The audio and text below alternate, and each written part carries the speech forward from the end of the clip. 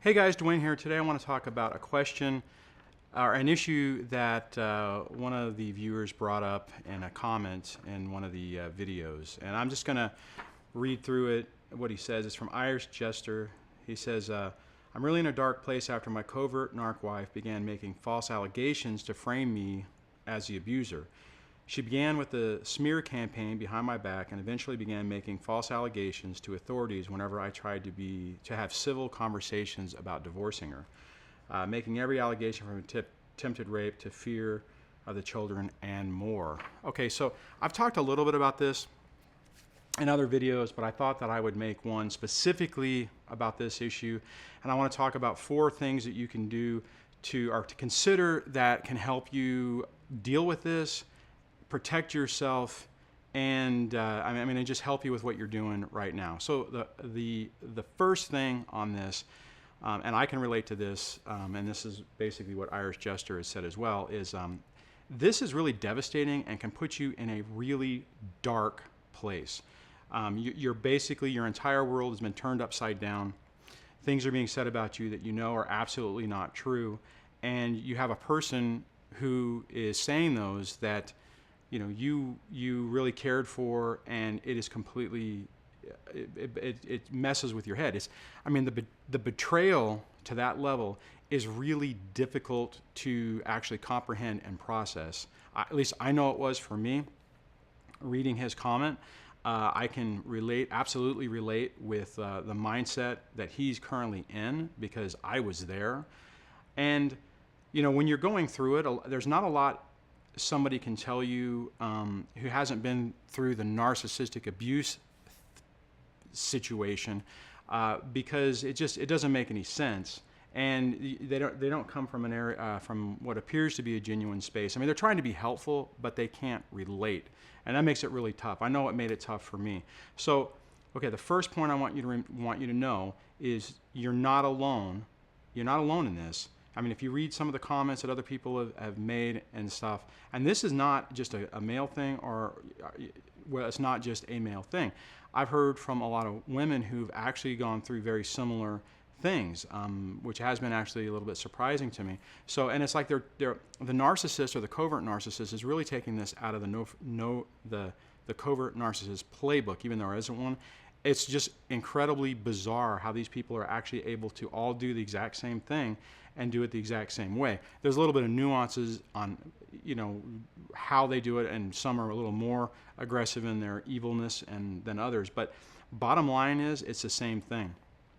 So so that's number 1. The number 2 thing that you need to do is do not be alone with her.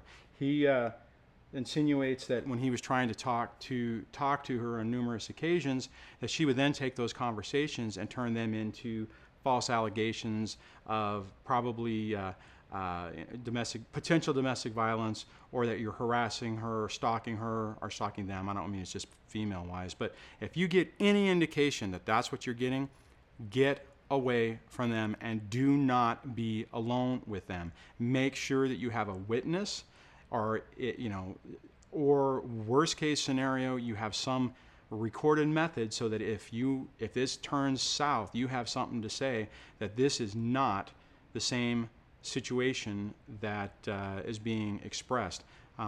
Another viewer had mentioned that he had done the same thing. He actually put even a GoPro to record a situation, which was then said that it was a stressful and difficult altercation. I mean, like I said, it's amazing how this stuff happens. I had a similar thing happen to me, and I've heard of other people who've had other things happen. A civil conversation, because you make one little misstep that can be construed as aggressive, and you have just turned your situation into a lot more difficult and complicated situation. Okay, the third thing I want to talk about is, if you have an attorney, use an attorney for all your communication. If you've already established that you cannot communicate with this person, and that they are not going to have a reasonable discussion, and then they're going to turn into something else, stop talking to them. One, your conversations with them are just narcissistic supply that keep egging them on, and you need to sever that and stop that. The best way to do that is just direct everything through an attorney. So and what will happen is if you pull back, they're going to start trying to contact you and talk to you more to get conversation going again. And I can guarantee you guys, this is what will happen. Even if they act reasonable, as soon as they lull you back in, everything is going to go back to the way it was. So don't do it. Do not put yourself in that situation. Like I said, if you have an attorney, use an attorney for communication. If you don't, do everything through email or text.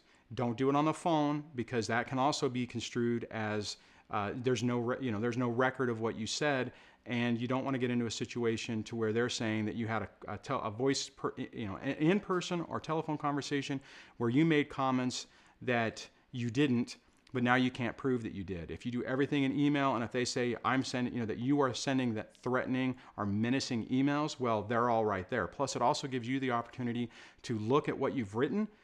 Like I've said in other videos, do not send the first thing you write. Write it, go take a break, go get a glass of water, some tea. Don't drink alcohol when you're trying to do this or anything like that. That'll impair your judgment. And then come back to it and reread it and make sure that it's straight, simple, to the point, non-confrontational, and that you read it with an open mind, that there's no way that you can construe some type of negative or snarky comment, because I guarantee you, even if it's not there, they are going to say that you're doing that. The difference with email and text, as long as you save the text, is you have a copy of it. So if it ever comes up and they're saying you're doing something, you can say, here's my information. If I did do that, I'm sorry, that's not the way I thought I communicated that, and that wasn't the intention, and here's the straight text. Now, if you are saying stuff in there that's not so great, well, you need to knock that off and make sure you don't do it. Okay, the fourth thing I want to talk about, and the final thing on this, is you are seeing the real person. You're seeing the monster behind the mask. Now, this is the person that you were always married to. The difference is that when you were with them, they hid it from you, and you were providing them supply, so their approach was a lot more covert. Well, okay, that time has stopped. It's not necessarily, the shenanigans are semi-covert, but it's not covert to you. There's a full frontal attack on your character, on your reputation, on your ability to parent, on the safety of the kids being with you, and it's insane, okay?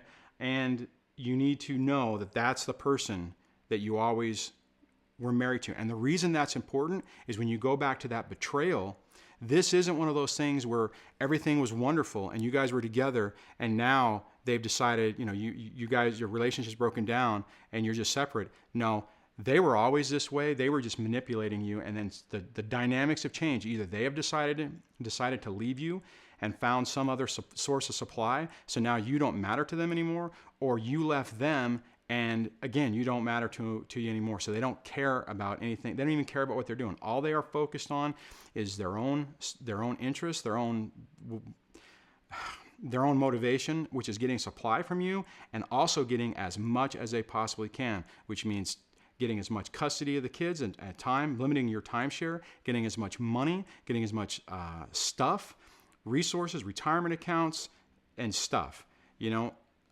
and that's what their motivation is. And if they can destroy your character and beat you into submission to where you just want to crawl into a hole and go away, then they've won, and that's what they're trying to do. So false allegations are really common. It's really tough in this day and age because everyone, typically when someone makes an allegation, people have a tendency to want to believe it just because they're not sure. They don't know, right? And that sucks because you know what you know. You know what you did, and you know what you didn't do, and you know the real story. Then these other people don't. Honestly, the people who are saying this, I have no idea. Someone could be spinning a story. Irish Jester could be spinning a story. I don't think so. I think his comment and his story is very familiar to a lot of us, and it's unfortunate. But and that's what I'm saying. It's really hard because your reputation is being destroyed, and depending on your career, it can even have implications on your job. More than likely, most people will ultimately realize this is BS. So calm down so that you don't get yourself all spun up. You are, but try to minimize it whenever you hear these things and it sets you off. Try to take a step back. Okay, so I'm going to wrap this video up. I know this was a tough one. If you have some stories on how to cope with it, cope with false allegations, put them in the comments in the comment section. That could be really helpful to other people. If you like this video, give it a thumbs up. If you don't like this video, give it a thumbs down. And if you like this channel, please subscribe. And I will talk to you guys on the next video. Take care. Bye.